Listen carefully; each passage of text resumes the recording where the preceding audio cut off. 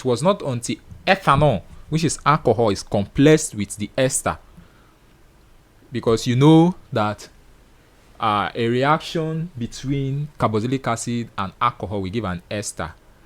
So this is the carboxylic acid. When esters are hydrolyzed, they give us back our carboxylic acid.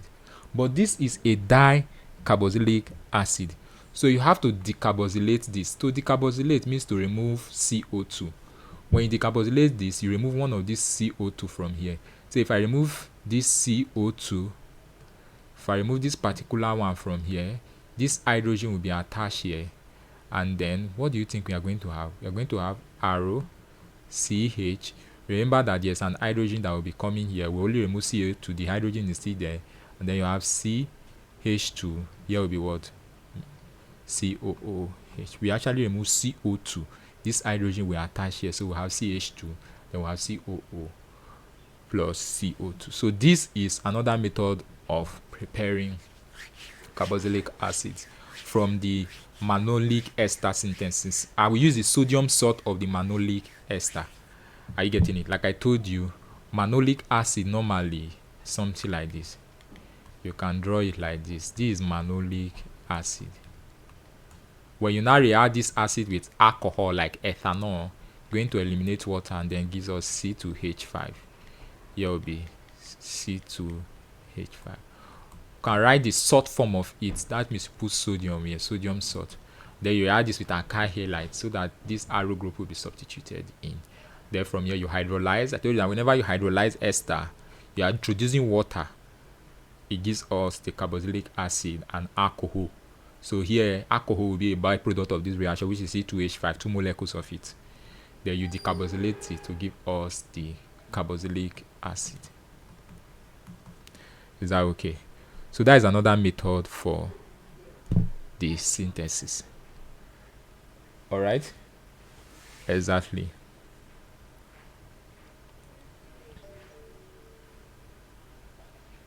Now, formic acid, we are now looking at individual synthesis of these acids. Formic acid can be prepared in the laboratory by heating oxalic acid with glycerol catalyst at 110 degrees Celsius. What is oxalic acid? You must be very conversant with all these dicarboxylic acid. The one that has 2 carbons is called oxalic acid, while the one that has 3 carbons is called manolic acid. That was why when I wanted to draw manolic acid here, you see this C, I drew something like this. CH2, COOH, COOH. This is manolic acid. Why the one that just has 2 carbons like this is called oxalic acid. When you complex oxalic acid with glycerol, it's going to give us formic acid, which is something like this, plus CO2. So here is called formic acid, and here is called carbon dioxide. Another method is reacting the sodium formate and then sodium hydrogen tetraisosulfate. Sodium formate and sodium hydrogen tetraisosulfate. This is another method. Sodium formate is the salt of what you are trying to produce, which is something like this, with sodium hydrogen tetraisosulfate. Now when you react this, it's going to give us the formic acid and sodium tetraisosulfate. These are various methods of preparing formic acid. All right. The next one is preparation of ethanoic acid by air oxidation. Ethanol is air oxidized in the presence of manganous acetyl. Now, all these ones, they are not really that important, but we can also look at them very well. All right. It's more like an oxidation reaction. That's why we say it's by air oxidation of ethanol. You know, air means oxygen should be present. Alright, then this one is the manganous acetal. This acetal group, because manganese has something like this, 2+. So you have to write 2 acetyl group because acetyl has one valency that will satisfy this manganose. That's why you have it as something like this. All right, at a temperature of 50 degrees Celsius to 70 degrees Celsius. This is going to oxidize this to the corresponding carboxylic acid. All right, more like normal oxidation reaction. So this will give us ethanoic acid, 2 molecules even. All right. Now you can also use ethine. I've showed you this one before now, where I told you that ethine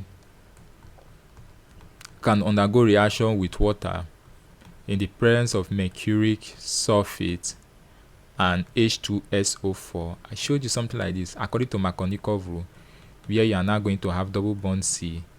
Here will be what? OH. Did you learn something like that? I think we did. Right? Here we now have OH. And then here will be what? H. Here we also have H. And then I told you that this one will undergo keto-enol tautomerism, where this hydrogen here will come here, so that at the end of the day you now have CH H. Can you still remember something like this we did earlier, which gave ethanol? Are you getting it? That was how we could get the ethanol that we used to get the ethanoic acid. Is that okay? So the ethanol can be gotten from where? Acetylene. That's what we are just trying to say. How come this ethanol is from this reaction? We've done this reaction before. Is that okay? Exactly. Now the next thing is quick vinegar process. Now vinegar is 4 to 6% ethanoic acid and is obtained from fermented liquor containing 12 to 15% ethanol. Aqueous solution of ethanol in contact with air and under the influence of, there's a bacteria called material. I saw Bacterium aceti. But when I made research, what I saw was Acetobacter aceti. It produces the acids. So we can produce ethanoic acid from vinegar. All right, ethanoic acid from vinegar. The bacteria Acetobacter aceti is more like an oxidizing agent. You know what oxidizing agent will do, right? It will oxidize alcohol, which you can see from your note, plus O2. This is present in the O2. Then you have Bacterium aceti.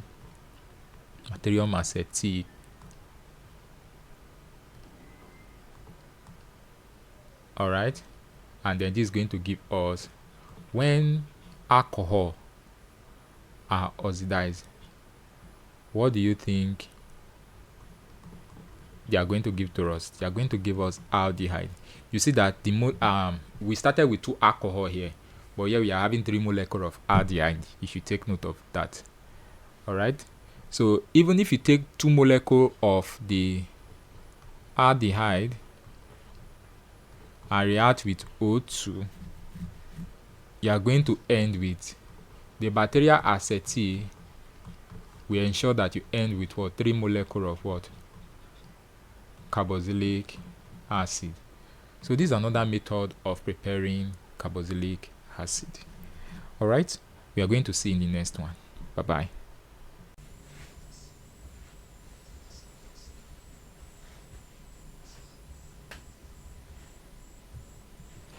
All right, so we are going to look at the properties of carboxylic acid. Now, carboxylic acids are acids, so there is tendency of them reacting with base to form salt and water. You know that whenever acid reacts with base from our basic chemistry, this is going to form salt plus water. So the carboxylic acids are capable of reacting with these bases to form salt and water. Let's look at some example. Carboxylic acid can react with sodium hydroxide. For instance, in the reaction here, you can have CH3, C double bond O, and then OH, and then plus sodium hydroxide. Now this is going to give us the sodium salt of the carboxylic acid, which is sodium ethanoate, what will happen is this hydrogen will leave, sodium will attach there. So that will give us C double bond O. Here will be what? ONA plus water. All right, that is what this is going to give us. So here can be negatively charged, here is positively charged. Now it can also react with sodium triazocarbonate. So 2 molecules of carboxylic acid, all right, will react with sodium triazocarbonate. All right, now this is going to give us, if you look at it very well, this reaction isn't that balanced. Let's look at it carefully. CO2, okay, let me just write it as it is here, but it's supposed to be 2 molecules of this, because if you have something like this and then ONA, supposed to be 2 molecules of this. Reason because this sodium here, the reason why they add 2 molecules here is because we need at least 2 sodium atoms to react completely. I mean, we need 2 molecules of this acetic acid to react completely with the 2 sodium atom here. All right, so we have sodium ethanoate, still positive and negative, plus H2O, and then carbon dioxide will be given off as a gas. All right, that is one of the ways to test for the presence of CO2 in reactions like that. All right, so you are also going to have a situation where this one can react with sodium hydrogen triazocarbonate. Now this one you'll be needing 1 molecule of this because you only have 1 sodium here, not like the initial one that you have 2 molecules. It's still going to give us the same product, but each of them will be 1 molecule, H2O plus CO2. So you see the difference between this reaction and this reaction is these two here, because of 2 sodium atom or a molecule of sodium that you have here. Is that okay? So that is that. Now, how is the carboxylic acid reacting? Yes, reacting as what? An acid. Now this reaction can be reversed if you now react this salt you form here with a mineral acid. It can reverse it back to give us the carboxylic acid. So for instance, if we have CH3, C double bond O, O negative, Na positive, plus, and then you have a mineral acid like HCl. This will give us CH3, C double bond O, here will be what? Here will be OH. And then this sodium and this chlorine will come together to give us sodium chloride. All right, so you see that we have reversed the salt that was formed back to the what? Back to the acid. So there's tendency of reversing the salt back to the acid. All right, so that is the one of the property of the carboxylic acid. They are capable of forming salt with bases. Can form salt with sodium hydroxide, can form salt with sodium triazocarbonate, can form salt with sodium hydrogen triazocarbonate. However, when these salts that are formed are reacted with the mineral acid, the corresponding acid are formed back. Are you getting it now? And another salt. So you should take note of that. Now the next one is the formation of acyl halide. First of all, what is acyl, or what are acyl halide? They have this general formula where S can be chlorine, bromine, and iodine or iodine. All right, that is that. Now let's see an example of such a reaction. We have a reaction where carboxylic acid, which is something like this, react with phosphorus pentachloride. Now what will happen is that 1 chlorine from here will react with this, will remove this OH from here. So what are you going to form? You are going to form CH3, C double bond O, here will be Cl. Like I said, 1 chlorine from here, remove this OH from here, then you are going to form plus POCl3 plus Is that okay? That's what is going to form. One chlorine from here, remove this OH, so you have OH. Are you getting it? Now the hydrogen from here will react with one chlorine. You remember that we remove one chlorine from here, so how many chlorine are left? We are now left with 4, Abi, and OH from here, which is this OH, because chlorine has replaced this OH. So somehow this hydrogen will react with one chlorine from here to give us HCl. So we are left with PCl3. This oxygen here will be in the middle here, and then it will form this product here. So that is how those products are formed. All right. It can also react with phosphorus trichloride. So it's either it reacts with pentachloride, or it can react with what? Trichloride. Now, if it reacts with phosphorus trichloride, what do you think we are going to form? We can form 3 molecules of the phosphorus, the acetyl chloride or acid halide plus phosphoric acid. So when you react with pentachloride, you are forming HCl gas and this here. However, when you have with the trichloride, which is phosphorus trichloride, you are forming 3 molecules of the acetyl chloride and what? And H3PO4, which is phosphoric acid. So which of them do you think has increased yield? If you need more yield of this product here, you use this particular reaction. Why, if you need a lesser yield, you use this particular reaction. Is that okay? So that is how you can form acid halide using this. Another way is by using thionyl chloride. Now that will form products that are somehow related to the one we form up, but it's going to form SO2 gas and I think HCl. Thionyl chloride is SOCl2.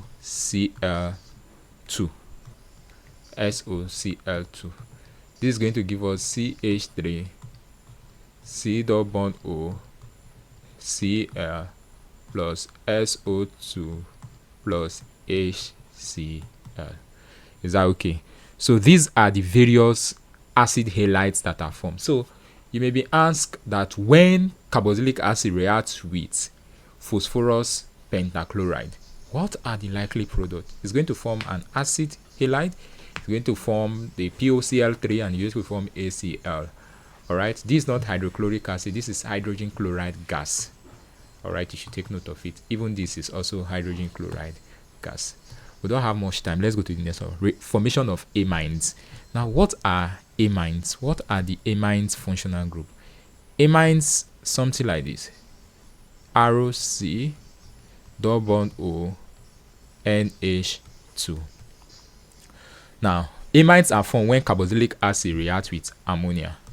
So whenever you react with carboxylic acid with ammonia, this is carboxylic acid.